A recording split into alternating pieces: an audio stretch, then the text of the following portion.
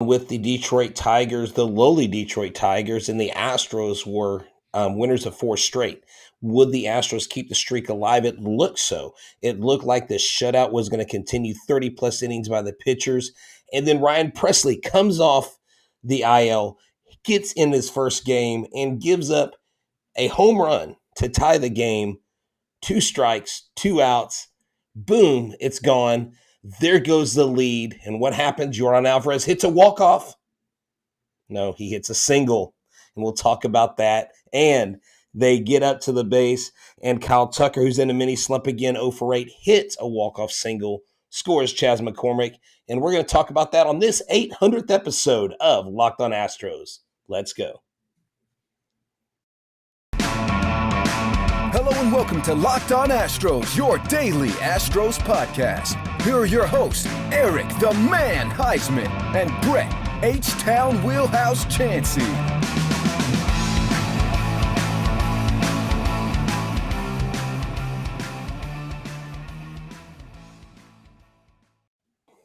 We are Locked On Houston Astros, and we hope that you join us for a daily Locked On Astros podcast. My name is Eric Huysman. Find me on Twitter at Eric Talks Astros. Find the show at Locked On Astros, your team every day. Brett, where can I find you at? They can find me at H-Town Wheelhouse on Twitter and Instagram, and at Astros411 on Twitter, Instagram, and Facebook.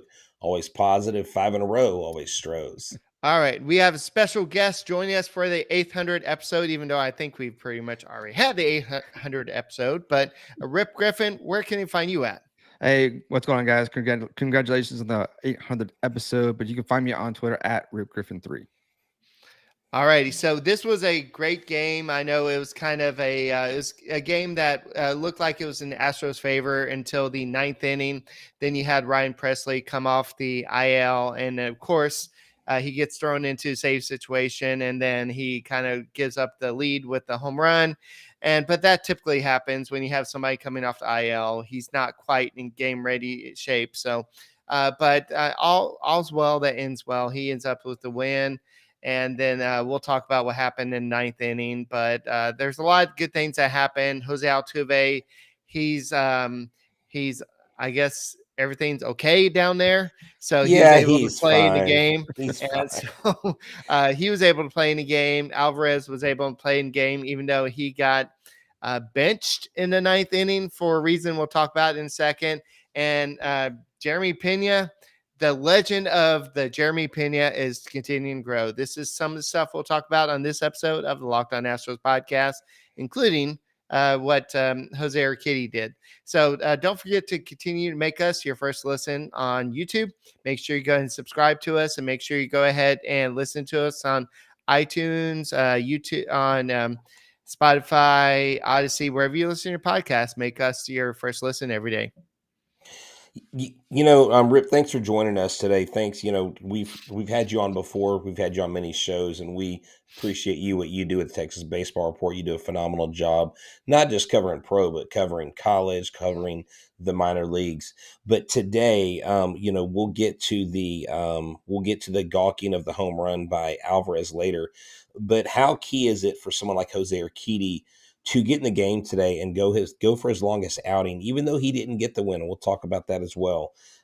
It's key for him to get the win. Well, to put the team in a position where he can win, to go 6+ innings, because we need these 6+ inning guys. Yeah, no, the length of the pitchers starting pitching just in general has been great this season, because we didn't see so much of that last season. The bullpen just came in too early in the games, to be honest. But for him to do what he did tonight, he kept the ball down in the zone. He was getting ground balls. He was getting flyouts.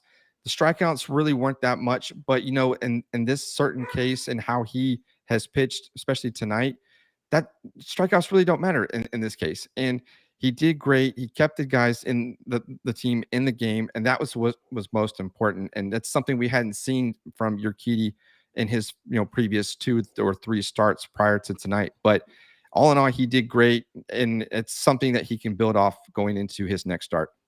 Yeah, if you're looking at the 6 starters in a rotation, the one kind of weak link in the starters has been Uriquidy, and that's saying it mildly. I know he has a 4.56 ERA, but he has not been terrible. But he has not been overly impressive. But he did show what he's capable of today's game. 6 innings, 6 hits, 1 walk, 3 strikeouts. Overall, a plus games. Then you had Neris came in with a 1 inning of shutout ball. Then Rafael Montero come in, 1 inning shutout ball. Then you had Ryan Presley come in to do what Ryan Presley's paid to do, to close the game. Oh, And I thought you meant unfortunately, hit. I thought you meant give up home runs. no, that's Ken Giles. Wait, sorry, I was having Wow. Oh man, you threw a Ken Giles. Wow, that's brutal. Man, going low. Ouch. Ouch. Talking about growing injuries. Ryan Presley is now day to day because Eric took his legs out from under him.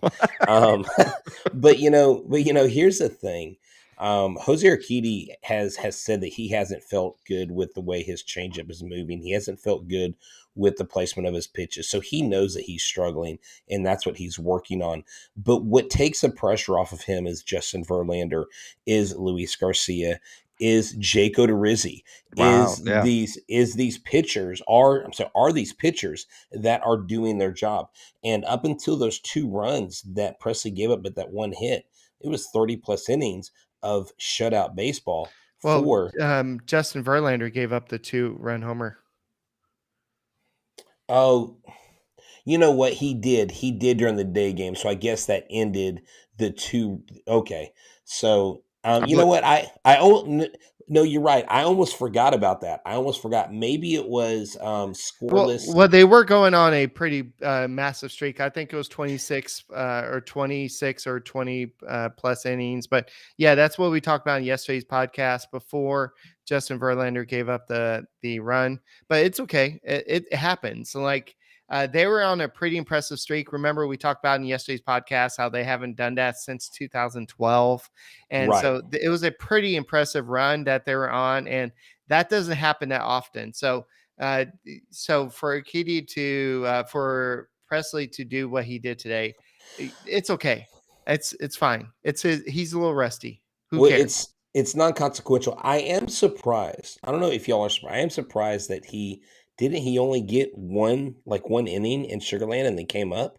I mean, I would have thought he would have pitched more than one, especially against the Tigers. It's not like they're playing this amazing opponent. I mean, the Tigers are terrible.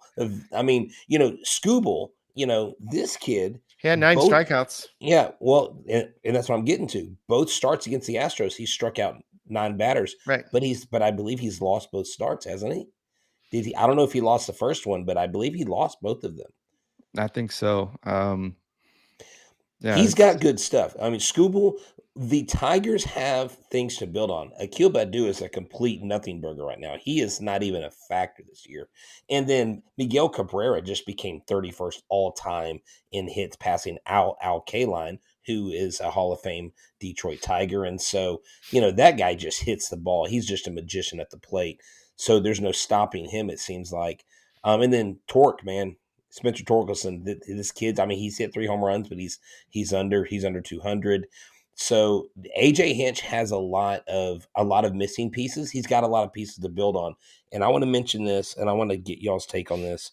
AJ Hinch, before the game, was asked about the Yankee letter, was asked about the scandal and all this stuff. And he said, you know what? I've been hearing it for years. I know I'm going to continue to hear it. And they said, what do you miss most? He said, what I miss most is being at home, is being able to drive to my house after games, is being able to be with friends. He goes, I miss that. I haven't been away for a long time. And the whole Yankee letter thing is not going to change my perspective on anything. I should have led better. I should have done more. What we did was wrong. And there's nothing else I can say about it. And I'll continue to apologize if that's what I need to do. I think handled everything with class today. Just to correct you on Scooble, he pitched 1 game against the Astros. He didn't get a loss. He pitched 7 innings. He has a 1.29 ERA before today's game with 9 strikeouts. He did walk 3 batters and allowed 1 earned run, 1 hit. But he didn't get the win, right? No, he didn't get the win or loss. So okay, so no decision. Right. Thank you, Eric, for correcting me. Yeah, I just wanted to make sure that nobody came back the next day and said, "No, oh yeah." Brett. Yeah, Brett, you know what you said was wrong. Like I watched 38 minutes and there was 2 minutes and 28 seconds where you said this wrong. And I can't believe you talk about batting average, whatever. It's It's like all you good. built the wrong stats on there. Like you don't have the right built bars for the Dude, stats. So whatever, man. talk I'll about flex built it. bars. Dude, I'll flex Built Bars all day on y'all. Y'all don't even know it's like I consume Built Bars like Jeremy Pena hits home runs. Just crush them, right? They are the best tasting protein bar in the business, and why not get some? Get some, throw them in your backpack, throw them in your kid's backpack because you're all about to go on the family vacation for the summer, right? Whether you're going to the beach or Disney or wherever you're going, grab a Built Bar because they are wrapped in 100% chocolate. People be like, is that a candy bar? Be like, yeah, bro, it's a candy bar. Actually, it's healthy and it's good for you. They average about 130 calories per bar, 4 grams of sugar, 4 net carbs, 17 grams of protein, and they're delicious. I'm not even going to compare them to the candy bar. Like I say, always, it's like comparing the Astros to the Rangers. It just doesn't compare. What's the point? They also have these things called Built Puffs, and they have a churro flavor. Yes, that's right, Texans, churro. And if you're not in Texas and you don't know what a churro is, you need to find out. So go get a churro puff, a Built Puff from built.com. Now you ask me, but Brett, I don't know where to go. I don't know how to do this. I'm glad you asked. You go to built.com and use the promo code LOCKED15 for 15% off your order. Fill your fridge, fill your pantry, fill your lunchbox with Built Bars with the promo code LOCKED15 for 15% off at built.com. Tell them H. Wheelhouse sent you. All right. Mother's Day is around the corner. What should you get your mom, Brett? Well, I think you should get her an elegant piece of jewelry. Now you say, hold on, elegant, that sounds expensive. Well, when you see these items, they look expensive. And you can get pieces of jewelry from various price ranges. So if you're looking to get mom something nice, but you have a certain budget, they have a number that you can call 24/7. They'll talk to you, they'll walk you through the thousands of options they have. These are elegant pieces like classic diamond stud earrings, elegant tennis bracelets, birthstone pendants, so much more at BlueNile.com. BlueNile.com is run by the De Beers company and they know what they do. They're experts in diamonds. Get something that she'll treasure forever. Find jewelry from BlueNile.com. And Locked On Astros listeners get $50 off $500 spent. This podcast exclusive is only good through Mother's Day. So get it before Mother's Day gets here. Use the code Locked On. That's code Locked On. Plus, every order is insured, it ships free, and arrives in discreet packaging so that she won't know what's inside the box. So shop stress free and find your forever peace. Go to BlueNile.com today.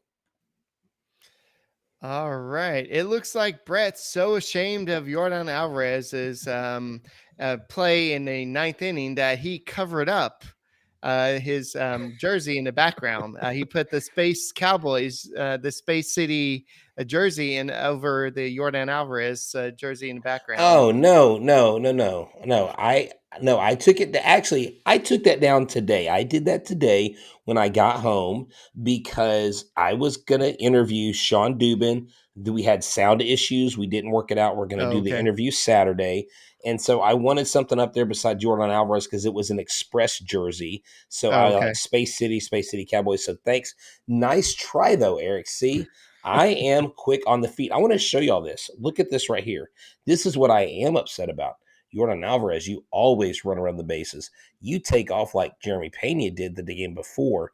When you hit a home run, actually earlier in the game, he sprinted around the bases.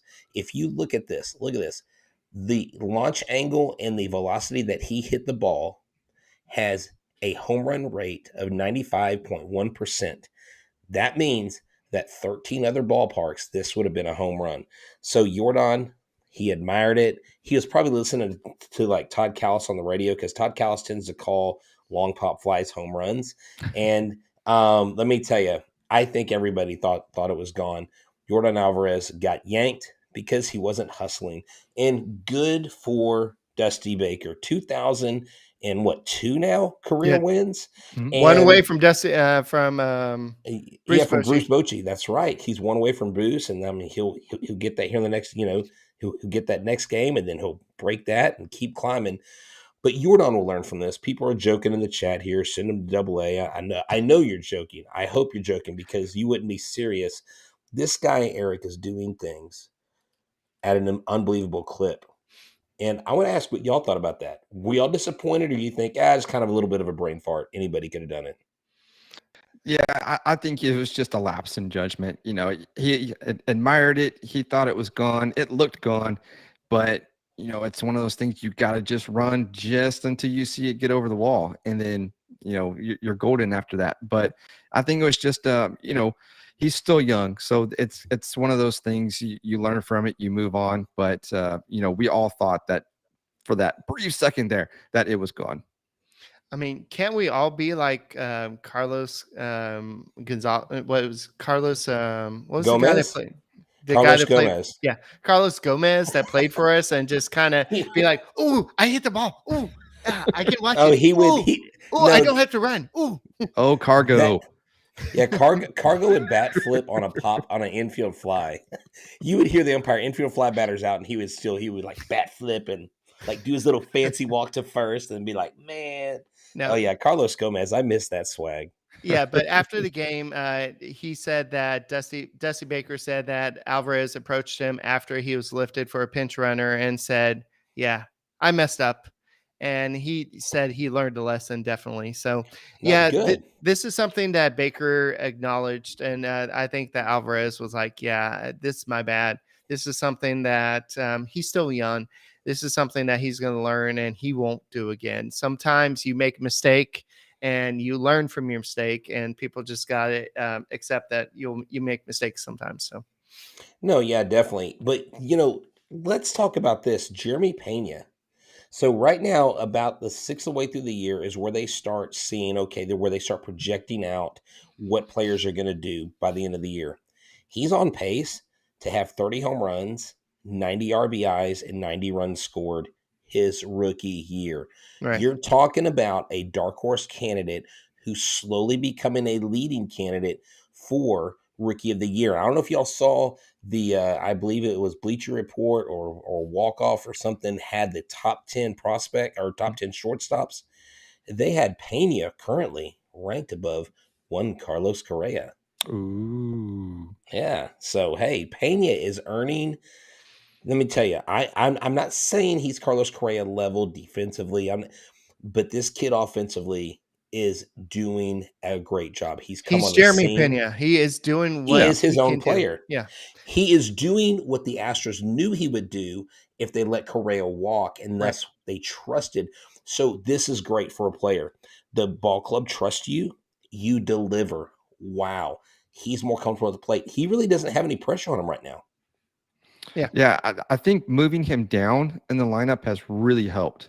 He was batting at lead off or kind of right there at the top of the lineup. But now since he's down in that 7-8 hole, he's really turned it on. And we've seen it all offensively, walk-offs, things that have, rookie. I mean, even though he's a rookie, yes, but he's still impressing a lot of fans, a lot of the front office, and it's great to watch. Yeah, he doesn't always get hits, but when he does get hit, it's normally a clutch hit, a big hit like he did in today's game. But that was crushed, and he's up to like the 6 home runs on the year, and I think it's 6, right? Yeah, 6 home runs, Yeah. 15 RBIs, and this kid is he may not have the highest batting average. I think he's at 233 with the 802 OPS, but once he gets comfortable, I don't think he's comfortable yet. That's the scary thing. He gets these big clutch hits, and he's not even comfortable at the plate yet. He goes through these offers, and once he gets comfortable at the plate, I think we're going to see the pure hitter that Jeremy Pena can be. Now, he has stated, because they asked him about the big pressure moments, like, do you feel pressure? And he said, I don't feel the pressure. I think in those moments, right? And of course, a lot of it, when you're a rookie, you have literally never seen these pitchers before. Until you play a team once, you're not going to know the tendencies of the pitchers. And now they have the advantage going through the season because they have film on you. You may have film on them, but facing the pitcher, I think, with having film on the pitcher from a batter's perspective isn't as much of an advantage until you face that pitcher, right? A pitcher can see and visualize where he wants to put the ball. I think the batter's more of in a defensive position when you don't know that person who is opposing you in that battle. And so Jeremy Pena, though, this kid comes from a major league family, was around major leaguers. Remember, they chose him on the taxi squad. He was around this ball club during the playoffs. I think that is invaluable experience. And remember how few games he played in Sugarland. How few games he played in Sugarland, and he is the starting shortstop. I'm amazed. Will he have some sort of regression? Probability says yes. But as long as he's gaining confidence at the right time and doing things like this and getting timely hits, I mean, what? They won 3-2 tonight against the Tigers. They should have run off 10 runs on this team, but they did enough to win. The league will adjust to him, but I think they already are. That's why we see the offers, and that's why we see him going Good point. 1-4-4. So I think he's not always going to get a hit, but when he makes contact, that's when he's going to get the big hit, the big single, like even the singles are hard hit balls. So I think once Jeremy Pena gets it all the way, that's when you're going to see the high batting average. It may not be in 2022. It may not be till 2023 when he figures it out and he becomes that 300 hitter. But if this year is the year where he hits 230 or 240 and with 30 home runs, great.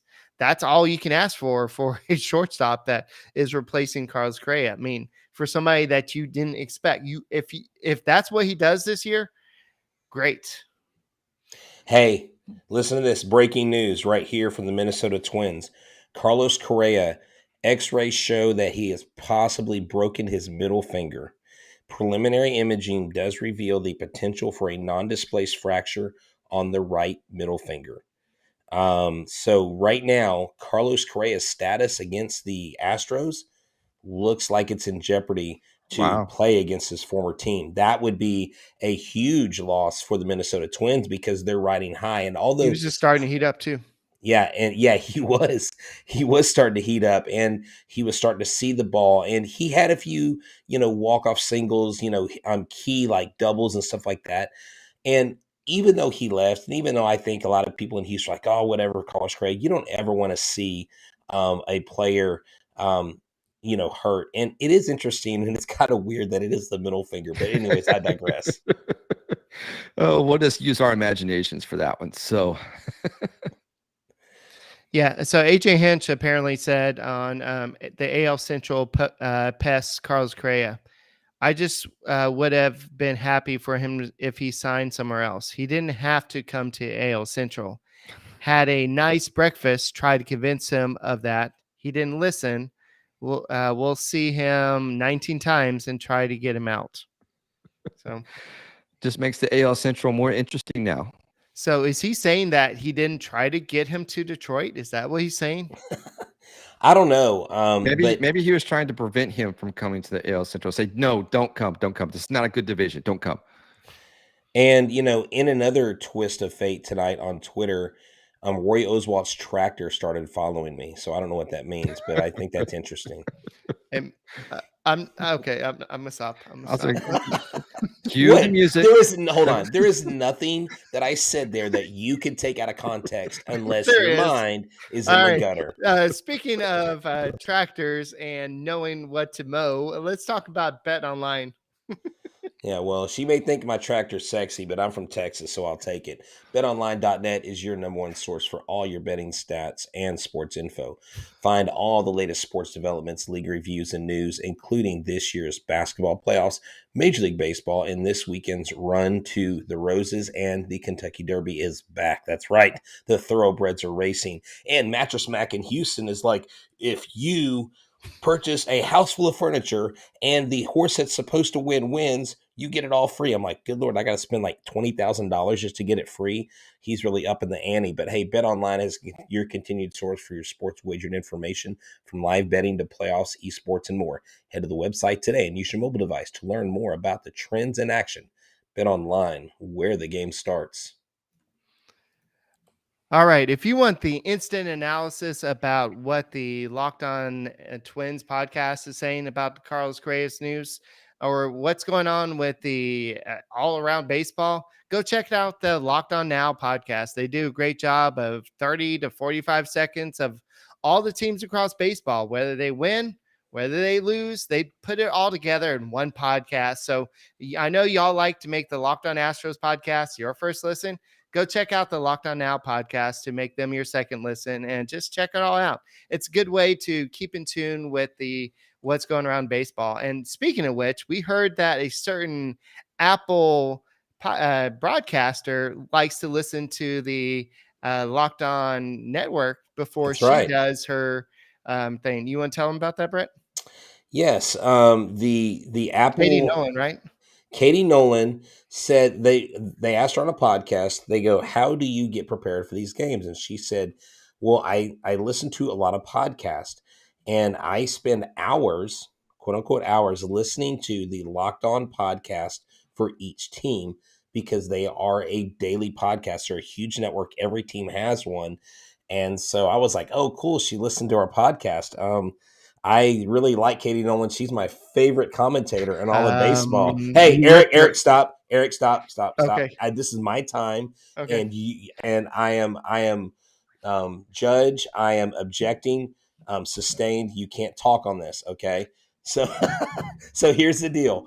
Katie Nolan watches Locked On podcast, and our CEO even pointed it out to us. And so that's pretty cool that Locked On's getting the recognition that, I mean, we put in a lot of hard work, but that's why we bring in guys like Rop Griffin. That's why we bring on quality guests. Put that down. I'm gonna X you out of the screen. There you go. Eric is gone for the night, and I don't know what happened to him, but he is. Oh, there he is. Dang it. But here's the deal. We put a lot of work into this, and I just want to say this: 800 episodes. Now, I haven't been a part of all 800. But Eric, when you brought me on, you told me, are you sure you want to do this? This is a grind. And I said, dude, I'm in it to win it. Well, and I think at times I had struggled in the beginning because it is tough. It is tough. And I don't say that to complain, but I say that to say that I appreciate the process even more. And I want to thank you for bringing me on because we become even better friends through this and we have fun. And we now, I mean, it's really cool. We go to games and we see people. Heck, Eric goes to HEB buying like chicken. It's like, hey, you're Eric from Locked On Astros. It's just kind of this surreal experience. But that keeps us humble and that keeps us in a thankful mind frame because it's not about where we're at. It's about where we're going to continue to grow and be the most listened to Astros podcast on the planet. I got some free popcorn the other day from a guy. That's right. I'm not even mention name. I don't want to get him in trouble, but thank you once again, listener, for giving me free popcorn at the Astros game. So that was pretty cool. So you can't turn down if it's free. Don't turn it down. Yeah. I mean, it kind of depends on what it is, but popcorn, no, don't turn it down. No. Yeah, if it's free crack, maybe not. Yeah, not that. No. So yeah, you kind of have to pick and choose. So what else would you turn down, Rip? Well, all right, let's get back to baseball. How much time you guys? Locked On Rated R. He would be like, I would do Jose Altuve for love, but I won't. Speaking of Rated R, let's return back to Jose Altuve getting hit in the eggplant last night, and he returned back to play in today's game. Well, you brought it up yesterday, so yeah. Why are we praying for eggplants? That's okay because we're all got green thumbs, anyways. But that was off the first pitch of the game, and it's been a while since I've seen I think Chaz McCormick did it a few weeks ago, but it's awesome to see a first pitch home run. That's something you don't get to see a lot. So it was good to see Jose Altuve do it. I barely sat down to watch the game, and it's like, oh, Altuve hit a home run. Oh, cool. So Altuve had 2 hits in his return to lineup, even though he just left the game the day before. Then you had Brantley with a hit, Bregman with a hit. Alvarez had 2 hits, even though the one of the hits should have been a double, but we have already addressed it. Tucker, what do y'all have to say about Tucker? That was a big hit in the 9th inning to drive in the winning run after Alvarez didn't quite do what he was supposed to do in the 9th inning. Well, I think we all saw Kyle Tucker get off that slow start, and that's kind of one of the things that we've seen him do. We saw it last year as well, but for him to kind of start finding that swing and kind of getting on top of the balls and kind of driving the ball, that's the key, driving the ball. And even though he kind of slapped it the other way tonight to get the walk off win, but he needs to be able to get that confidence to get going, and we're starting to see that. And I think it's just now it's just going to be repetition, just getting things done. But it was good for him to kind of see him get into that walk off element and kind of let him kind of embellish the moment there. So it's still that's why he's a first round draft pick, and for him to come through in those clutch moments. And we're just barely getting to see that. We're gonna see it more throughout his career with the Astros. Yeah, I mean, he is. I think he's built for these moments because he's got the confidence to hit. He's got the mechanics to put the bat on any ball that comes his way. He does have a long swing, but he's disciplined in that long swing that he doesn't chase. One of the things that could have been the demise of the Astros tonight is the umpire calling balls at the freaking ankles. I mean, Yuli, he thought he had a ball four. Luckily, it worked out. He got a walk, but there were several pitches tonight, and I'm not talking about barely missing. I'm talking about missing by a lot. They were calling strikes, and someone joked on Twitter and said maybe all the umpires have this prop bet in Vegas that next year we're going to get the robo umps, and they're all just like throwing games and calling bad calls so that they can get the robo umps and institute, and they all make out big, like they all make out like bandits. But Kyle Tucker needed that hit. Kyle Tucker is a guy that you can depend on. When Kyle Tucker gets up, I'm not afraid of him having a bad at bat. I know that more than likely he's going to come through. That's why the Astros never traded him. That's why every time there was a trade that came up, his name came up. And that's why Kyle Tucker, if it's not this year, in the next couple of years, will be a solid MVP candidate. Somebody said that them talking about on 790 McCullers being a closer and him being a Smoltz Eckersley type of pitcher. I don't mean if that's McCullers coming on the podcast and saying that, I'll take a little bit more credit of that. If that's one of the nothing against anybody on Sports Talk 790, but it's their job to kind of go on there and make stuff to talk about.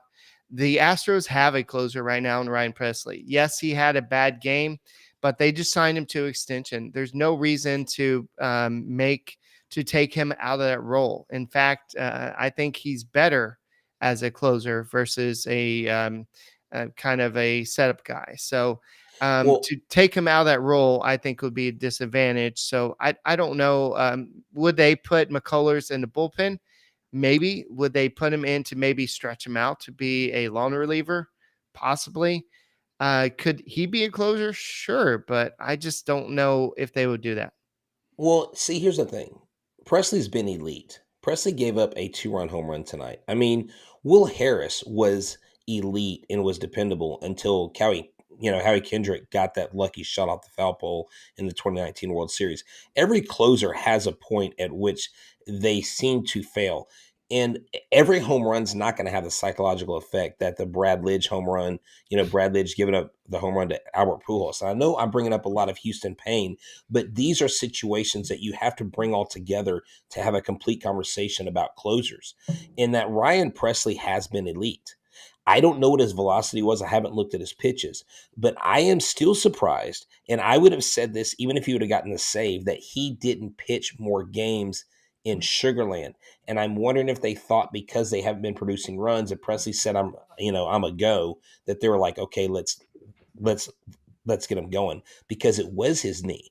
And when your knees are jacked up, pitching from the bottom up, pitching from Right. the base of your feet up, and that's where you get your power. That's where you get your drive. That's why Roy Oswalt was so dominant, because he had these thoroughbred legs and could just absolutely just power the ball across the plate.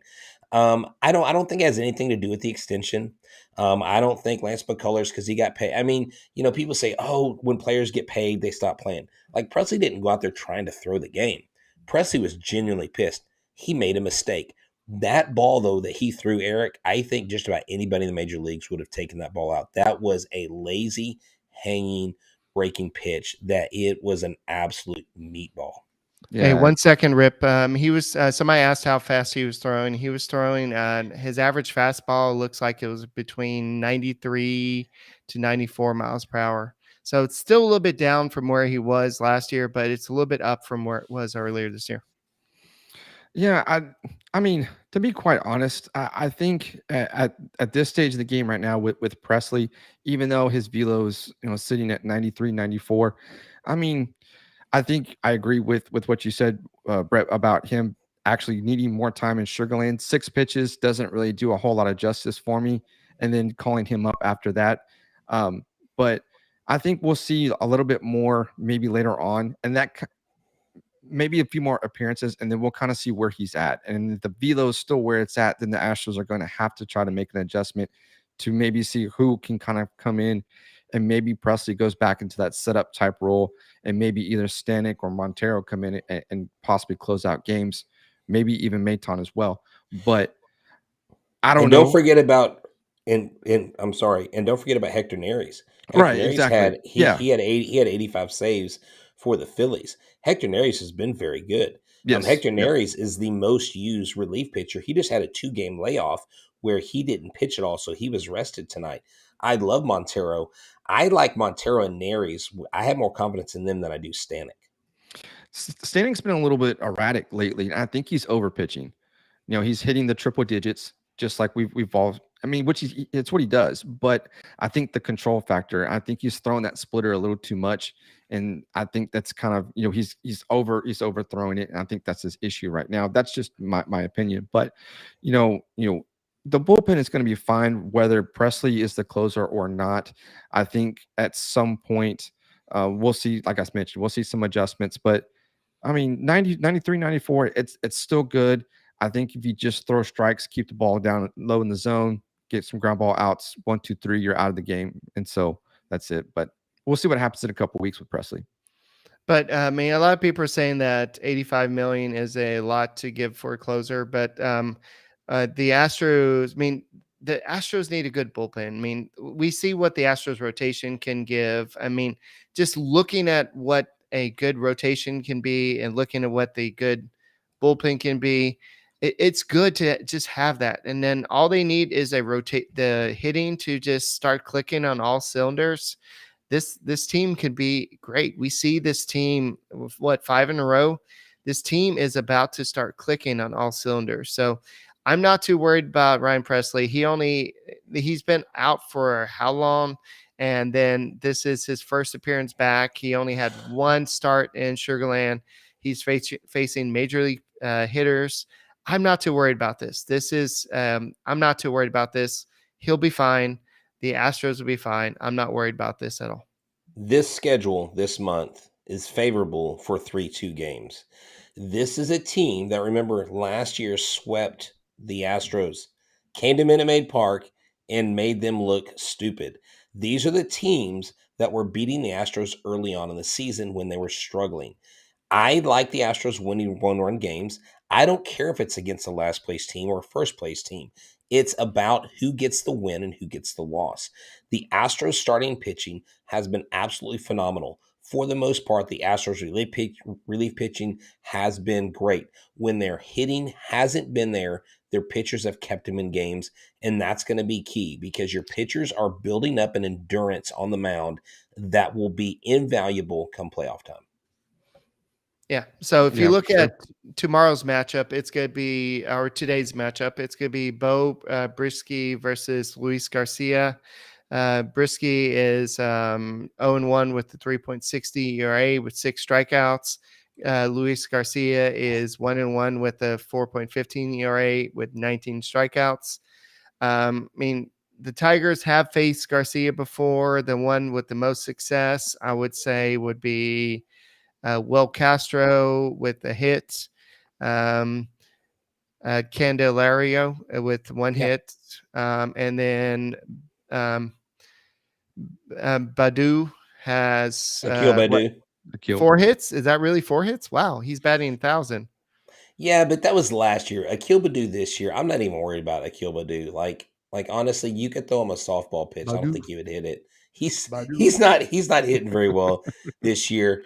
I think the Astros take care of business. I think the Astros actually come out tomorrow night. It's actually retro night.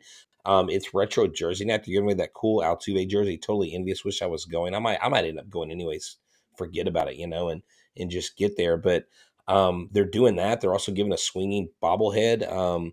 Jose Altuve bobblehead Saturday and Sunday. They're giving away like a Mother's Day add-on. They're giving away like a Mother's Day either jersey or something, and they're giving away like the Kate Spade like pendant for your mom. It's like an extra $50 if you got that kind of change.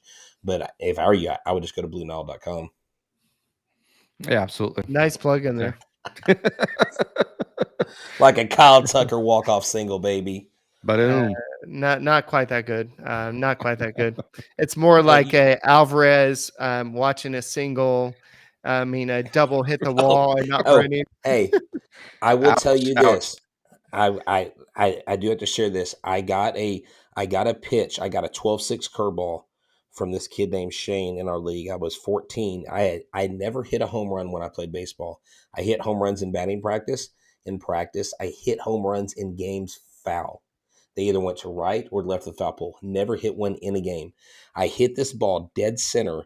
The ball's going out to the middle of the field. It's literally climbing. The fence goes up because they had like a batter's eye out there. And I start jogging. Like I hit first and I start jogging. And that ball hits the top of the fence and comes back in. And my dad's like, you better get to third or you're running laps. I didn't get to third. I ran like 10 or 15 laps after that game. My dad made me run till I was almost throwing up after the game because I didn't run out. I could have had a triple. I probably could have had an in the park home run, but he was so mad at me. He's like, you don't ever walk and you don't gawk at your home runs. We don't do that. And that's not what we do. And so when Yordan did that tonight, I was like, that instant memory came back of me doing that. So good for Dusty for benching him for that. I think professional players need to be put in their place every once in a while. And someone like Yordan, he's smart enough to figure it out and know, and he's going to learn from it. I guarantee he won't ever do that again. No. Nope. At the same time, he could be like, well, McCormick's a little bit faster than me. Maybe that's all it was. So who knows? No. Eric's trying to give him an out. Yeah. But anyway, so the Astros are back to their winning ways, and their run differential is keep on creeping up. So that's a plus side. I think it's up to 9 now. It was 8 earlier today, so I think it's up to 9 now. So they're creeping on up, and so all they can do is just keep on keeping on. And so the Astros play 3 more games against the terrible Detroit Tigers. So we'll see what happens. But it was good to see AJ back, and I know AJ keeps on defending what happened in 2017, but people need to move on. It's 2022, and move on. Let it go. Let it go. And I know Sully's going to watch this podcast, be like, Eric, we cannot let it go. We cannot let it go. And speaking of Sully, you're why don't you go? the waves. Yeah, why don't you go check out the Locked On MLB podcast? Because Sully does a great job talking about all the baseball teams across baseball. So go check out Sully over at Locked On MLB. So Rip, once again, go tell them where they can listen to you on your podcast. So you can follow me on Twitter at Rop Griffin 3. You can follow the show, The Texas Baseball Report, on Twitter, Instagram, and Facebook. Also at the TexasBaseballReport.com. So you can check out everything Texas baseball from MLB to college. So we're rocking and rolling with the regionals and super regionals fixing to come up for college. High school baseball is fixing to kick off as well this weekend. So a lot of baseball in the works. Obviously, Astros, of course, we will be covering them all season long. All right, close this out, Brett. All right, the Astros get their 5th straight win off of a Kyle Tucker walk-off hit. Chas McCormick scores a winning run. They stay perfect at home 5 games in a row, and they keep on their winning ways. AJ Hinch, welcome back, but we hope we get swept out of town. For myself and Eric the Man Huysman and Rick Griffin tonight, we are Locked On Astros, your team every day.